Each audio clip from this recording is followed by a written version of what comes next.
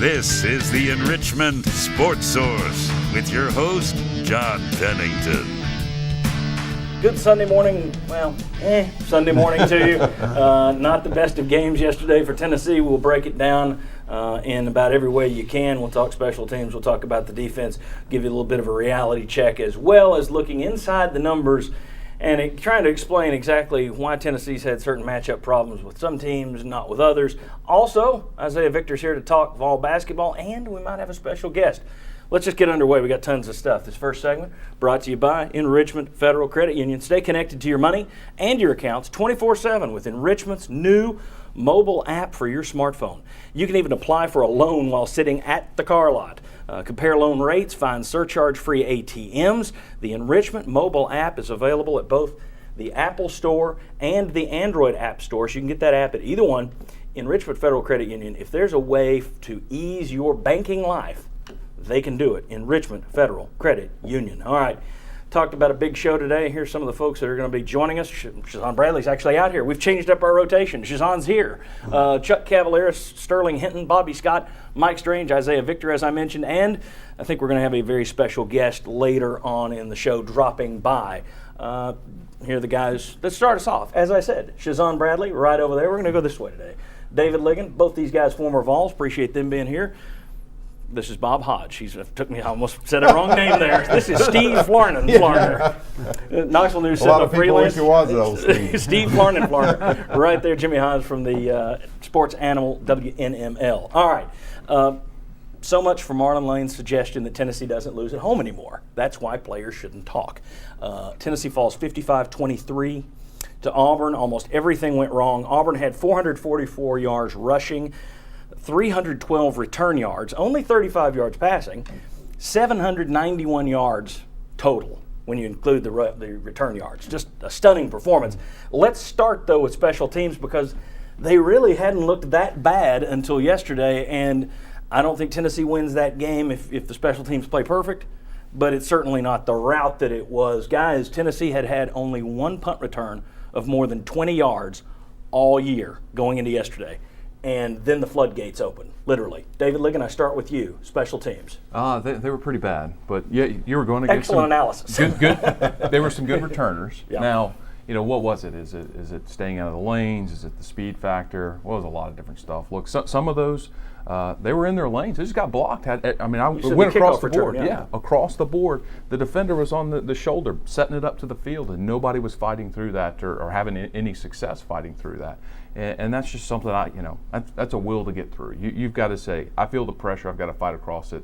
And as I see this returner streaking by me, some of it, when we had trouble on special teams, there was a couple times when I was there, we said, look, a lot of young guys play on special teams. They said, look, we've got to get better at this. We're putting starters out there, even though it may hurt us a little bit when we're on defense or offense. Do you guys credit Auburn, or do you say that's more of Tennessee with the will? And if it's the will to do it, why wasn't the will there yesterday? I had no idea. I mean, it's hard to say. I'm going to say it's Tennessee, and it's a lack of lane integrity.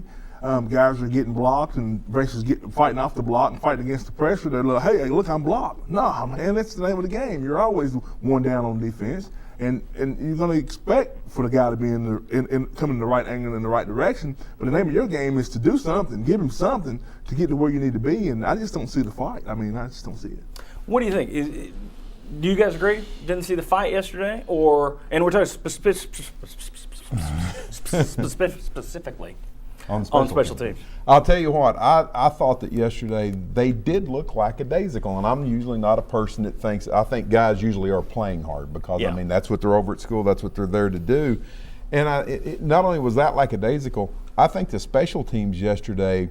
Obviously, you gave up yards and you gave up points on special teams, but you gave up momentum on special teams too. When things were going well for you, Auburn special teams were still able to step up, and it seems like Tennessee might kind of creep back up, and then they get kicked right back down because of it. But I thought yesterday might have been a little bit of effort, but I think that a lot of it was Auburn.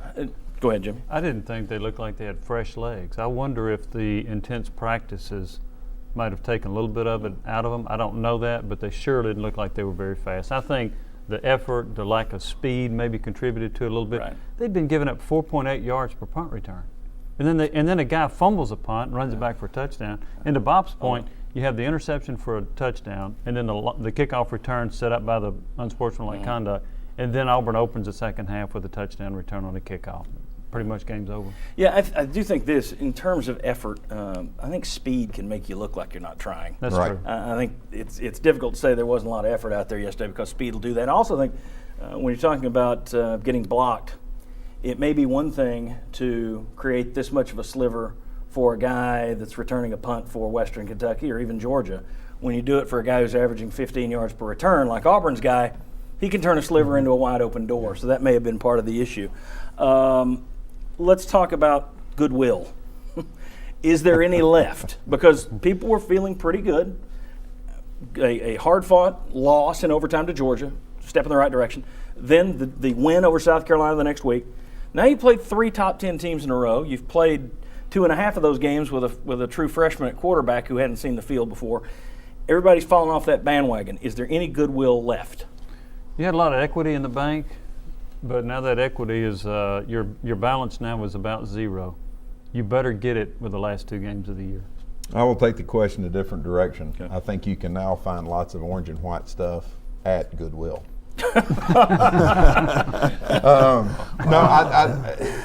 The friend of mine I have season tickets with was a huge Butch Jones fan walking out of the stadium at South Carolina. Right. And yesterday about 6 o'clock, he's just, I just don't think this whole thing's going to work. And you can't be that up and down with it. It's going to be a long process, probably, I think, 2.5 more years before you see much results. But no, I think a lot of goodwill is drained down the drain. You agree or disagree? I agree, but I think it's ridiculous because at the start of the season, when everyone's saying, I think it's going to be a tough year. We're going to be 6-6. Maybe we can get, 7-5, and I'll be okay with that. No, you will not. Right. As soon as those losses start accumulating, you're be irrational and emotional, and you're not going to be all right. And I mean, it's just the way it is. I get the same way on game day, but the next day, take a deep breath and say, okay, this is what we're working with. Hope just improve. South Carolina and Georgia might have made it worse too. Because you played one really close, you beat the other one, expectations went up with that. Next segment, we're going to talk about the timing of some of these matchups Tennessee's been having, which plays into that. Shazan, your thoughts on the mood of the fan base? Well, we said it was going to be tough from the very beginning. We were going to the 8-9-10th game. We're kind of looks like we're going backwards instead of forward. It's kind of frustrating, but we are Tennessee. We got to support them. My thing is in terms of I can take a guy that's run a 4.2 and take another guy that runs a 4.8, and the guy that runs the 4.8 takes the proper angle. He will stop the guy that runs the 4.2, and I'm just not seeing it. Yeah, I may be off on this one, but the bad angle thing, there have been bad angles, but you never hear about Oregon's players taking bad angles because they got the speed to make up for it. I mean, there are bad angles there too. I think the bad angles speed exposes a lot. I think they are taking bad angles, but the fact they can't recover from it is really a knockout punch. And that's what yesterday watching Alabama and LSU, I saw some Alabama players take bad angles. But just like you said, the next thing you know, they're running the guy down or they're running close to him because of the speed. So some of it I think is bad angles. I think some of it is they're just slow guys. Could you be specific? I can be very specific. I was a 4.8 guy that ran 4.2 guys down all day long. Like it's nothing. Eat their lunch. Right. So it can be done. Do you have any eligibility left? All right, I want to very quickly. Here's a reality check, all right? Because everybody, as we're talking about, everybody's messed up right now. They're down. Here's a reality check for you. Let's look at Tennessee compared to the other cellar dwellers in the SEC. All right, comparing with Kentucky, Mississippi State, Arkansas. You see the records. Tennessee's is better than Arkansas and Kentucky, about the same, a little worse than Mississippi State's. Average loss. Tennessee's getting hammered in those losses. But look at those bottom 2 numbers. No one else has played 7 ranked foes. No one else has come close to playing 5 teams ranked in the top 10 when you played them. You're 4-6 against a schedule that had 7 ranked teams, 4 of them on the road, and 5 top 10 foes. Now there are going to be people saying, that's an excuse. It's not an excuse, that's reality. Now you may not like the reality, but that is, in fact, the reality. And when you look at it that way, again, got to pump the brakes a little bit on the despair and gloom.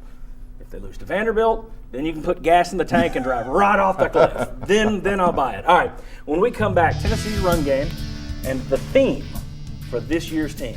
Come on back. I can